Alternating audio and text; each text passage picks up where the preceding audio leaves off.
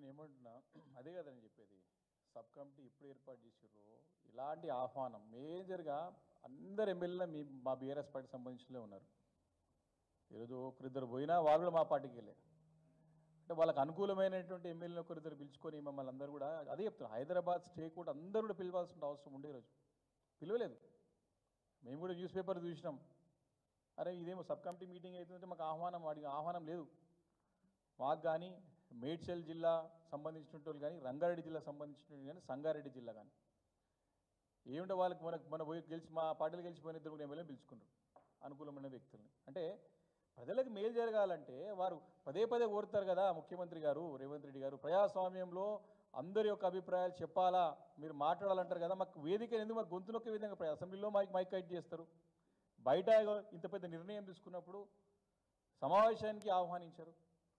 హైదరాబాద్ నగరానికి సంబంధించినటువంటి అందరు ప్రజాప్రతినిధులను దీంట్లో భాగస్వామ్యం చేయాల్సిన అవసరం ఉన్నది. ఈరోజు మా సబితా ఇంద్రెడ్డి గారు ప్రధానమైనటువంటి నియోజకవర్గం మహేశ్వరం నియోజకవర్గం, ఆ నియోజకవర్గంలో కూడా చాలా ఇలాంటి అంశాలు ఉన్నాయి. మేడ్చల్ నియోజకవర్గం ఈరోజు ఇలా ఇప్పుడు మా దగ్గర కలిసేటి కొన్ని గ్రామాలు ఉన్నాయి, అంటే మా మున్సిపాలిటీస్ కలిసేటి ఛాన్సెస్ ఉన్న గ్రామాలు కొన్ని ఉన్నాయి. రాయలాపురం అనేది ఉదాహరణకు చెప్తాం, తీసుకుపోయి ఇక్కడ వేరే దగ్గర కలిపినారు, అది మాకు దగ్గర అవుతుంది, అంటే ఎగ్జాంపుల్ చెప్తాను. కానీ అసలు మాకున్నటువంటి మున్సిపాలిటీలనే కార్పొరేషన్ విలీనం చేయొద్దు అని చెప్పి మేము ఫైట్ చేస్తామంటే, ఇప్పుడు ఉన్న గ్రామ పంచాయతీలు తీసుకొచ్చి ఇలా మున్సిపాలిటీలో విలీనం చేసి వీటిని జిహెచ్ఎంసీలో క్లియర్గా ఉంది కదా వాళ్ళ మెమోలో క్లియర్గా unified single urban local body by extending the jurisdiction of GHMC up to ORR already దీనిపై నిర్ణయం అయిపోయిందని చెప్తా ఉన్నారు. ఈ నిర్ణయాన్ని వ్యతిరేకిస్తా ఉన్నాం మేము, అంటే తప్పు, దీంతో ప్రజలకు నష్టం జరుగుతుందని చెప్తా ఉన్నాము. ఉదాహరణతో పాటు చెప్తా ఉన్నాము, గతం 30-40 సంవత్సరాల నగరం గ్రేటర్ హైదరాబాద్ చరిత్ర చూసినట్టయితే అనేక కార్యక్రమాలు, అనేక ఇబ్బందులు జరిగినాయి గతంలో.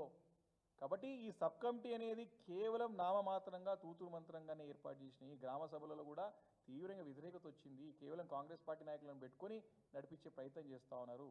కాబట్టి నగరానికి ఇప్పుడు నగరం కాదు, తెలంగాణ భవిష్యత్ అంతా కూడా నగరంపైనే ఆధారపడి ఉన్నది. సుమారు 30%, 1/3 of the population resides in urban agglomeration of Hyderabad. కాబట్టి మరి దీన్ని ఇష్టానుసారం చేసి వారి యొక్క అనుభవరహిత్యంతో చేసినట్టయితే మరి సమస్త తెలంగాణ రాష్ట్రానికే మరి ముప్పు వచ్చే ప్రమాదం ఉంది. కాబట్టి మరి దీనిపైన చాలా, అంటే ఇంతకుముందు చెప్పినట్టుగా లోతైన చర్చ జరగాల, అధ్యయనం జరగాల, ప్రజలకు ఏది మేలో అది చేయాలని చెప్పేసి కూడా బీఆర్ఎస్ పార్టీ డిమాండ్ చేస్తూ ఉంది. Thank you.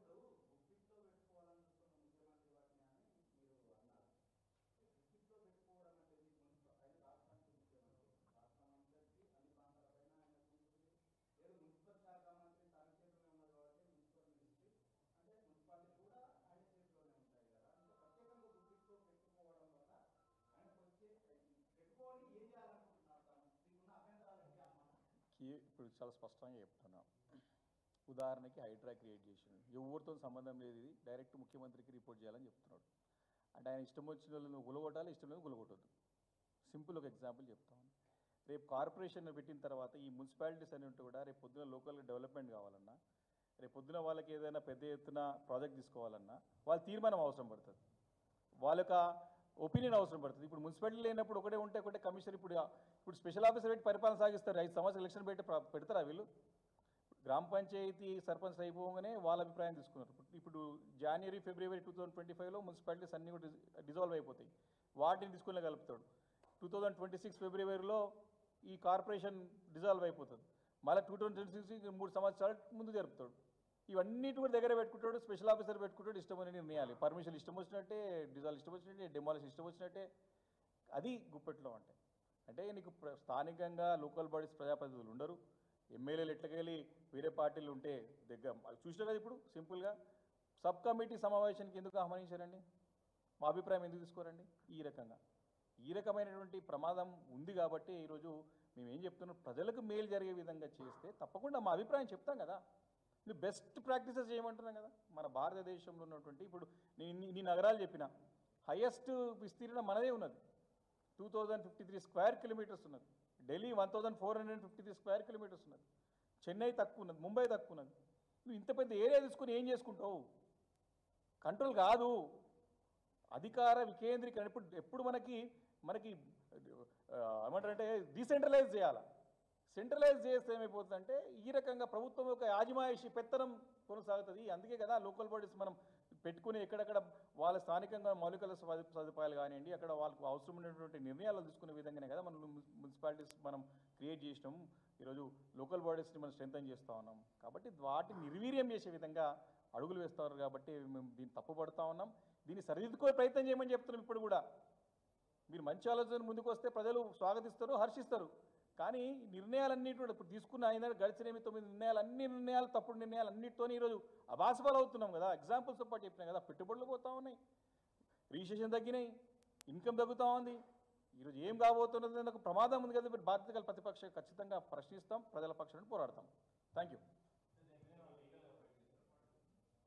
ఇప్పుడు దీన్ని ఆర్డినెన్స్ తీసుకొచ్చినారు. నెక్స్ట్ అసెంబ్లీ సమావేశాల్లో ఖచ్చితంగా మా వైఖరి చెప్తాం, మా ఒక ఆలోచన చెప్తాం. వారు వినకపోతే తప్పకుండా ఇప్పుడు ముచ్చర్ల ఫార్మాసిటీది నడుస్తున్నది. హైకోర్టు జడ్జి అడిగిండండి ఈరోజు, అరే తీసుకురావా నువ్వు, ఈయనేమో ఓరగల బయట అయిపోయిందని మరి ఫార్మాసిటీ క్యాన్సల్ అని చెప్పేసి ఉసులు పడుతున్నాడా, రియల్ ఎస్టేట్ దందా చేస్తున్నారు అర్థం కాని పరిస్థితి. హైకోర్టు స్పష్టంగా అడిగింది. ఈరోజు మీ వైఖరి ఏంటంటే చెప్పలేని పరిస్థితి ఉంది ప్రభుత్వం. ఈరోజు ఉన్నట్ట రద్దయినట్ట అంటే ప్రభుత్వంకి స్పష్టత లేదు, వాళ్ళకి క్లారిటీ లేదు, వారికి అవగాహన లేదు.